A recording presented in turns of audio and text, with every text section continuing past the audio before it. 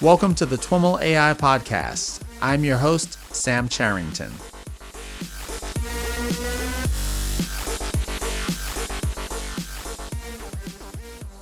Hey, what's up everyone? As you all know, we are super excited about TWIML Fest, our upcoming AI festival that is jam-packed with engaging, community-oriented, and community-driven content. We are on the lookout for TWIML Fest hosts who will help us create the event. As a host, you'll get to share your ideas, experiences, expertise, and passions with the TWIML community through a session that you propose and organize. So far, we've had a bunch of wonderful submissions, including an exploration into the impact that AI will have on the medical field, a quote-unquote rookie playbook for ML beginners, a code names challenge where AI-powered bots compete, and many more. There's still time to submit your session ideas by visiting TWIMLfest.com, but time is running out, so put together those great ideas and hit submit. And even if you're not ready to host, be sure to register for TWIML Fest today. The event takes place October 13th through 30th, is totally free, and your registration ensures that you'll be among the very first to hear about important updates, giveaways, and announcements. Last week, I announced the course collaboration we've launched with Louis Derard to bring his course ML Systems for Leaders and Innovators to the TWIML community. This course is a great opportunity for business and technical leaders and decision makers to develop the knowledge and tools required to understand, lead, and support the development of end-to-end ML systems that generate value for their organizations. It's not too late to join that course, and you can find more information at twimlai.com/ML systems. If you're interested in the topic of causal modeling in machine learning, but missed out on the previous courses we've hosted with Robert Ness, I'm happy to announce that Robert's course is back by popular demand. The fall cohort of this course and study group will be starting soon, and you're invited to join Robert and I for an informational webinar on Monday, September 14th at 11 a.m. Eastern. We'll introduce attendees to the concept of causality and review all of the details of the course, including the many enhancements Robert's made this time around. For more information, visit twimlai.com/causal. And now, on to the show. All right, everyone, I am here with Georgia Gkioxari. Georgia is a research scientist with Facebook AI Research, aka FAIR. Georgia, welcome to the TWIML AI podcast. Thank you. Thank you for having me. I'm really looking forward to our chat. In particular, this interview is a direct result of a listener request. A listener wrote in to us, suggested that we get in touch with you to learn more about PyTorch 3D and what you're up to there. But before we dive into that topic, I'd love for you to share a little bit about your background and how you came to work in computer vision. Sure, absolutely. I think it all started maybe 15 years ago. I was a college student in Greece, in Athens, in electrical engineering and computer science. And I took this class on computer vision, which was an undergrad class, but it was covering a lot of breadth and a lot of topics in computer vision. And that's how I got really excited about it. And after I finished up, I said, I think I should apply for grad school. I really didn't know what that meant at the time, but I said, let's do it. And so I took a map. I was like, where do I want to go? And I want to go to California. So I applied to schools in California for a PhD. And a few months later, Jitendra Malik emailed me saying that I was accepted and that he'd love to have a chat with me or talk about, if I have any questions. That email went to my junk because I never had received any email from that address, but I found it. I don't know how, but I was probably obsessing with my email inbox and junk, trying to get all of the response from the schools. Yeah, so a couple months after that, I was on a plane, started my PhD with Jitendra Malik on computer vision topics that I started before the deep learning era, when we were still doing very complicated stuff, and it was actually much harder to publish at the time. And I finished my PhD in 2016. and then joined FAIR, first as a postdoc and then now as a full-time research scientist. Awesome. Awesome. Did you realize at the time when you got that email that this thing that you were going to go study, machine learning, may have gotten in the way of you going to study machine learning? Right. Not really. What an awesome story. Tell us about your work at FAIR. What kinds of things do you focus on? So actually, even before FAIR, when I was doing my PhD, I really enjoyed recognition. This means object recognition, scene recognition. And what that means in general is trying to teach computer systems how to translate images or videos into semantic concepts. So, an image is nothing else than just a collection of random values. So there's a lot of work in order to go from that into understanding objects or scenes or properties and any other semantic knowledge that we wish to extract from that input. So I've been working on that for now almost 10 years, first with different approaches than deep learning. Then deep learning came, and now we're using neural networks to do a lot of this stuff. And at FAIR, I'm sort of continuing in the same direction, really interested in enhancing recognition and building systems that can understand better and better. Awesome. Now we've talked about this story of kind of pre-2012 computer vision, post-2012 computer vision quite a bit on the show, but is there anything that strikes out for you in particular in your work and experience of this transition to deep learning? Oh my God, everything changed.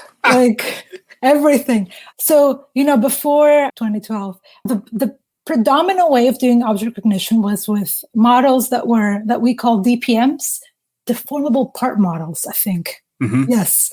And, it was really a struggle to sort of build on top of that. Mm-hmm. It was not as easy to enhance them, to improve them. It was a very difficult pipeline altogether to get anything really impressive or even a delta actually in performance. Mm-hmm. And then after 2012, it was everything changed. Things become a lot more modular and a lot more, you really didn't have to build a big pipeline. It was all sort of end-to-end, nicely working together. And of course, we also we were fortunate enough to have really nice open source tools and libraries that allowed us to, you work on a project, you release it, and now I can take it and really easily build on top of that. So that led to just an amazing progress in the field. Mm-hmm. Even before there were things like OpenCV, did those play in the kind of work you were doing? They did. And they were open source libraries for sure, but they were extremely complex. And in order for you to make any change, you had to understand it very well, which made it really difficult to develop new ideas. Mm-hmm.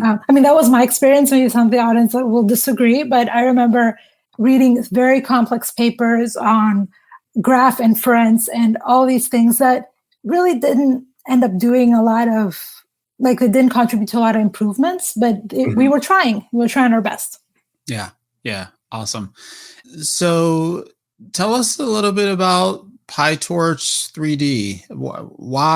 Why? Yeah, well, of course. Oh yeah, that's what I'm here for. So as I said, I work on recognition, which means trying to understand objects, people, actions, so nouns and verbs, everything from an image.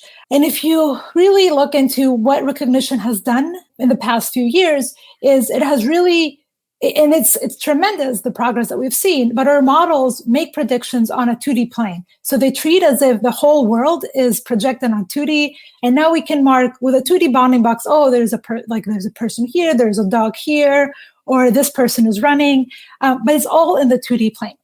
And also this really nicely fits with convolutional neural networks and grid-based libraries like PyTorch and TensorFlow, and most of the operations like convolutions are assuming that there is a grid. But if you want to move away from that, if you want to actually make predictions in the 3D space, so you no longer want to understand an object by its bounding box, but you might want to understand an object by predicting its 3D shape. Now, all of a sudden, you need to do very different things than what you were doing with a CNN. For example, 3D data is actually, they are graphs. So you have your points that those points live in 3D space. You have edges that connect these points. And now if you want to do any sort of computation on top of them, now you need very different tools. And you want these tools to be efficient. The same way PyTorch is efficient, you want 3D operators to be efficient. So we started looking into how we can recognize objects in 3D. We started having papers like Mesh or CNN, which try to move in this direction. And we found really quickly that we didn't have a lot of tools and a lot of efficient libraries for this. And this is how PyTorch 3D came to life. We decided that we need to enhance PyTorch and other deep learning libraries with the ability to perform efficient computations on 3D data. And that's not just it. Then you also want to be able to go back from 3D to 2D in a differentiable way. So now this is graphics people have been working a lot on rendering, but now that we have gradients and we need to optimize, you need these rendering pipelines and rendering operations to be able to have gradients, which means that you need to rethink a little bit about how you have defined these traditional graphics functions. You might want to change them, and you also need to make them very efficient. And all that is sort of what PyTorch 3D is all about. Awesome. I've had several conversations on the podcast around trying to apply deep learning and machine learning broadly in kind of non-Euclidean 3D domains. Like there's the gauge equivariant stuff, and there's another, I'm trying to remember the model where it kind of thinks of everything as a cardioid, kind of something shaped roughly, heart. And there's a Python toolkit around that. I'm wondering, does PyTorch 3D borrow from any of those kinds of ideas, or is it a kind of going in a different direction? Yeah, so PyTorch 3D basically, it can actually take as data, any data that is beyond the 2D grid. So for example, a lot of people are working with volumes from medical imaging or from any sort of other sources of input signals. And this is where sort of PyTorch 3D is coming into play. And we actually have a lot of issues on GitHub where people are trying to get a variety of data that we've never thought about before. So I think that it has allowed people to actually do a lot more things. I think we also have to do a lot of work to keep building it and keep supporting even more signal and inputs. But I think it definitely ties to a lot of these problems. Are the data sets that folks are using, do people tend to come at it with kind of these native 3D data sets, or are they data sets that, and I mean, might mean something coming out of 3D sensor of some sort, or, a point cloud or something like that? Or are there use cases where folks are starting with 2D and kind of annotating into 3D space? I'm not sure if that even makes sense. No, it does make a lot of sense. And it's actually both. So okay. I think one thing that we wanted to focus on with our library is that one is the ability to be able to use these the data that comes from sensors, like what you said, point clouds or scans of, there is companies like Matterport that scan your house if you wish to. So this is the type of data that we are supporting in PyTorch 3D. And this is sort of more the straightforward use of trying to process the data with our library. But another use case is if you want to inject 3D data in the middle of your network. So if you want to reason in a latent 3D space instead of an explicit 3D space, that is also a possibility with our library. And it's a possibility because all of our operators, are differentiable. So you can actually put them in the start, in the middle, at the end, anywhere you wish, and you can build your network. So the things that you can do are sort of endless. So what's an example of what you were just describing where you might want to have the latent 3D space as opposed to the explicit 3D space in the middle of your network? Mm-hmm.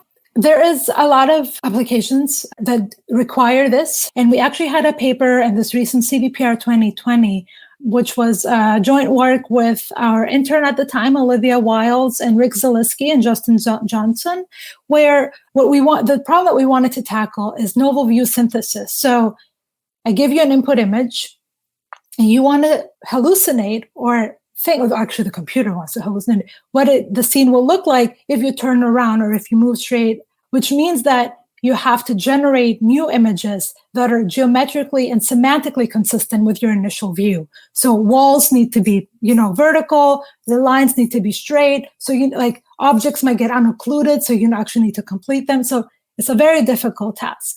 And there we found that actually trying to do this just in an image-to-image approach, like pix-to-pix, and just putting a GAN there to help the system hallucinate was not enough. Actually, to capture that geometry and to make the network geometry aware, we had to inject this 3D latent space, like in reasoning in that space, in order to make that happen. And this is exactly what we did. So we try to reason about a 3D point cloud that corresponds to the scene, and then manipulate that, so transform it, rotate it, in order to make it consistent, to make the node view consistent with the transformation that we wish to apply. And then we used rendering and got to that output. Got it. I did a interview with Josh Tobin at NeurIPS last year on GeometryAware neural rendering. Sounds like the same setup or problem. Yeah.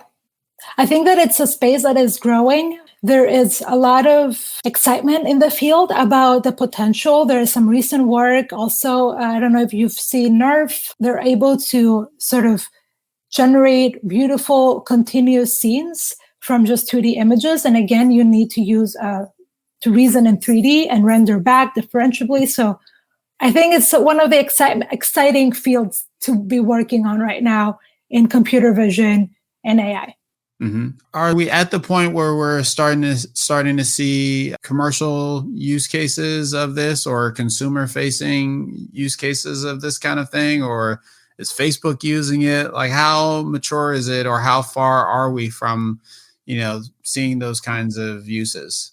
I want to say yes, but it will be wrong. Yes, I think yes. I think that there is demand. Got it. Definitely, they want to be using it. Are we there yet? I would say not yet, because when you talk about a product and making it this work, you need to make sure that it actually works. So this is one part of my experience as being a research scientist at Facebook. Even though I don't work on products, I've realized that putting technology into products means that it really has to work. It's a whole different ballgame. Exactly. And I'm very confident that there's demand, so there will be progress, and I think we're going to get there. Is the audience then for PyTorch 3D, is it primarily used by researchers, or is it used by developers, people who are building things? I think currently it's actually being used by both. There is definitely some aspects of usage of PyTorch 3D that can make it and that are probably making into products, but I don't think that, have we solved AR, VR? Or can we build AR, VR experiences that are, the best ever? I think this is sort of, for me, this is the goal or the bar. And I think this is where we're not there yet. But I think there is definitely space for smaller impact in product for usage, but definitely also for researchers and developers. Mm-hmm. Can you maybe take a step back and talk about how this fits in more broadly with kind of the drive to give computers better means of perception? Definitely. So I think since deep learning sort of exploded, we've seen a lot of works and a lot of progress in making recognition work in 2D, like ImageNet classification. We had AlexNet, VGG, ResNets, like all this has been on a steady increasing path in terms of performance. And the same thing with recognition of objects, Maskr CNN, and then all the other following works that have made recognizing objects in 2D awesome. But in order to make these systems work, what we are doing currently is that we're annotating images. So we're asking annotators to mark what is the object and what of the object type, what's its mask, and then we're forcing networks to imitate this, and imitate sort of the annotators, basically. Mm-hmm.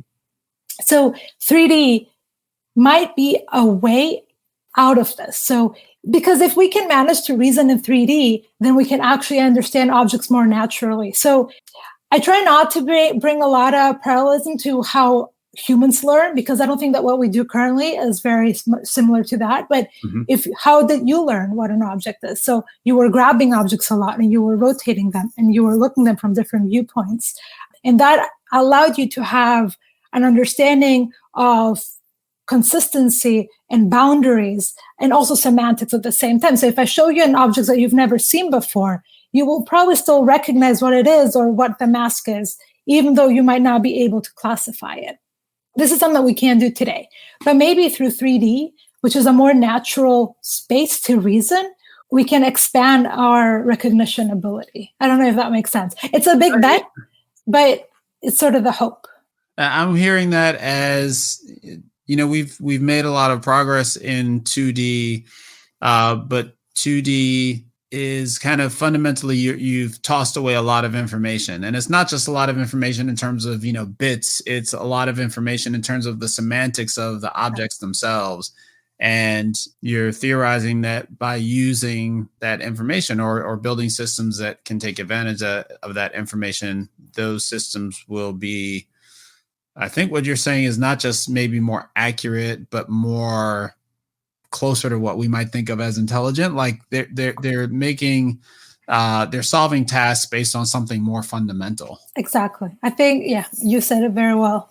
It's a hope, and we don't have proof yet that's the case. But, even if we are able to learn with fewer labeled examples by reasoning the space, that will be a huge win. Mm-hmm. Is that the primary win that would, if you demonstrated that was true, would the primary win be greater sample efficiency, or would there be other, how else might you expect that to express itself? Yeah, definitely. So trying to learn with fewer annotations, try to learn and generalize better. Generalization is something that we currently can't do very well. Mm-hmm. So there is a lot of axes that you can show this. Hopefully we'll show that in all. We'll see. Yeah. Can you maybe walk us through the user experience of PyTorch 3D and maybe starting from the, when you look at the way folks have been using it, what problems are they typically trying to solve? And is it kind of a drop-in replacement for PyTorch in 2D? Are they doing the same things, or do they need to think differently fundamentally about the way they're doing stuff? No, that's a great question. It's complementary. So it's an addition to PyTorch. So in terms of the user experience, so first of all, I want to say that this is work led by our awesome engineer, Nikila, and she has put up a lot of videos online on tutorials, how to get started. I just wanted to put it out there for people that are interested in using it. In terms of philosophy and how to use it in a broader sense, it's complementary to PyTorch. So our operators, we wanted them to have the same modularity that PyTorch has, where it's like little operations that you stack one after the other. It blends very well with PyTorch, so you can have a union of PyTorch operators and PyTorch 3D operators in order to do what you want. And then you can put this all together. You can implement a training loop, and you can train this all end to end. So it blends very well. And this is actually what we do. This is what we do in all of our papers that use it. It's a combination of many PyTorch and many libraries that build on PyTorch and PyTorch 3D. We launched this in January, and so the best way for us to know how people use it in the community is through our engaging with them through GitHub. And we see that they're using it in all sorts of ways. They're using it for robotics. They're using it for graphics applications. Some are using it for medical. I know there was issues about some people wanted to reconstruct teeth and wanted to actually understand better how they can capture information there. So it's like the range is wild. Do you have a favorite paper that uses it? Yeah, well, I think that one of my favorite papers is our recent CVPR 2020 paper with Olivia. I thought it was a very nice way of blending in all the stuff that people have been doing in the GAN world of trying to create beautiful images, but making it harder by explicitly demanding geometry-aware outputs. Got it. And so this is, it's a tool that's used by folks that are building stuff as well as doing research. Were there research challenges in building the tool, or is the tool kind of an implementation of stuff that you already knew how to do? No, it was, and this is why it is a library on its own, is because in order to make a lot of this stuff efficient, in order to make a lot of this stuff work and train and backprop in a reasonable time and using a reasonable memory, we had to hack in there and implement custom CUDA kernels. And so it wasn't just building on top of PyTorch or on top of what PyTorch provides. We really had to do customized implementations to support all of this. Mm-hmm. And so the CUDA stuff is that's low level work to get all this to work. Oh yeah, definitely. I don't think you can. I think assembly is a step below that. Uh-huh. Yeah. Is there a 3D equivalent of Dropout or something that you had to figure out to make this kind of stuff work, or is it all of your 2D things generally apply? You just have to do this low level stuff to make them work in reasonable time?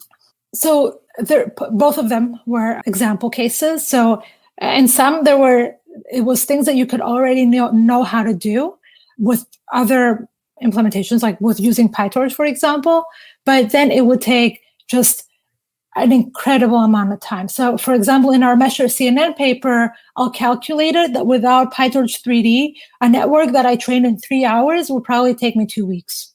So this is sort of the scale that we're talking about. And when you talk about 2 weeks, you can't do research like that. Yeah. You can't, that's just impossible. And so in that example, are we talking about what was the before case? Was it a problem that's natively 3D that was kind of forced into 2D and done inefficiently, and now you're able to do it natively 3D? Was it treated it natively 3D before, but using inefficient stuff in the Python domain, and you speed it up by going down to CUDA? What gives you the advantage in this particular case you're thinking of? So I think that was sort of, again, both.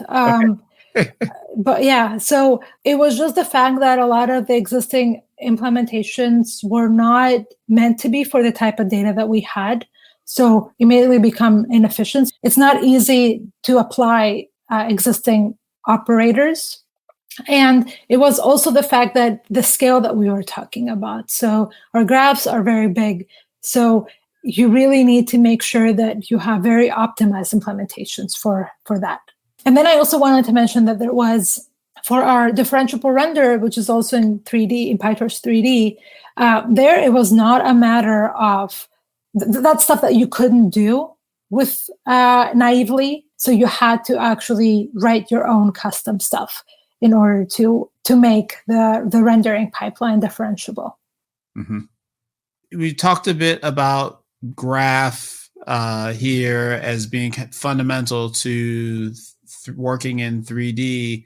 Are there broader graphical uses and implications of PyTorch 3D that aren't necessarily, 3D in the way we think of it, visual data? Yeah. So basically, you can think of a graph not necessarily as it being 3D. You can attach any vector to your vertices. So it can be a graph in this high dimensional space. So all that falls under the definition of a graph. So this is so when I mention graphs, I mean that you have the ability to operate on data structures like that. And are many of the folks that are using it in this, again, non-fundamentally, visual 3D sense, using it as just a generic graph tool? Yeah, and I think this is, again, the exciting part. And when we talk about implicit representations and latent reasoning, this is what we mean, where you have a point cloud or a graph that doesn't have values that can be interpreted by like the human brain, like RGB colors, for example, but it can be any sort of feature vector. And so now this is where the interesting applications come in and the interesting stuff that people do. Awesome. Kind of going back to your background and your work more broadly, you are also a program co-chair for CVPR 2021 next year. And we were talking a little bit about this before we started recording. This is actually something that you've been doing since well before this year's CVPR. Share a little bit about that process. What does it mean to be a program co-chair at a conference like this in terms of what you're thinking of, and how is it? Yeah, so correct. I was invited to be a program co-chair for CVPR 2021, which is next June. Yep. And as you said very correctly, work here starts 2 years before the conference actually happens. And I've been told that the work ends the year after. Again, I'm just like stressing myself out here. So, So what it means to be a program co-chair. So we are the program chairs are responsible for putting the program of the conference together. Mm-hmm. That means that we are in charge of the papers that will be presented. And what that means is that we are in charge of everything that needs to happen so that authors can submit their papers, and these papers need to be reviewed and a decision needs to be made. So what that means is that we need to make sure that we have the right infrastructure to do this. We need to make sure that we have the right and big enough reviewer pool of good reviewers that can offer reviews.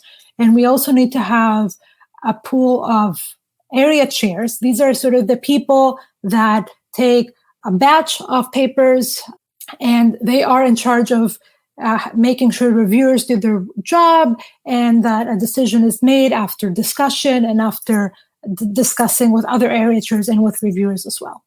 And are you anything new in terms of the reviewing process? I mean, this is something that's evolving in academic communities, open reviews and things like that. And whenever, review season comes around for Conference X, you see a lot of conversation on Twitter about the process. Right. What's your take on all that? Right. So I think this is where the challenges come in. So a lot of the conferences in the past have built up rules that because they were trying to target a relatively smaller audience, not only the audience for the conference, but also the number of submissions. Mm-hmm. And now that we have the scale that we have, which is we've gone from like a couple hundred submissions like 10 years ago to 10,000 submissions this year. That's what we're sort of expecting. It's not just about scaling. It's not just about scaling all of this to make the numbers, make sense.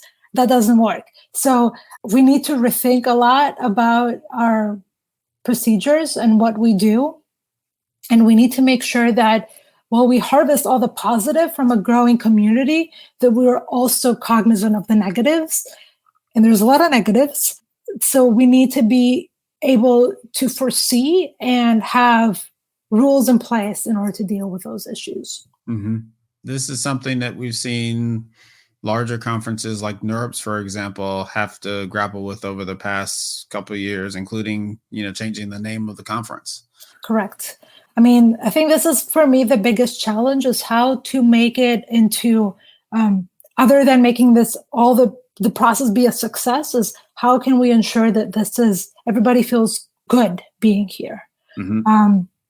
And like one of the senior computer vision scientists says, all you need is one person misbehaving that can ruin the experience for everyone.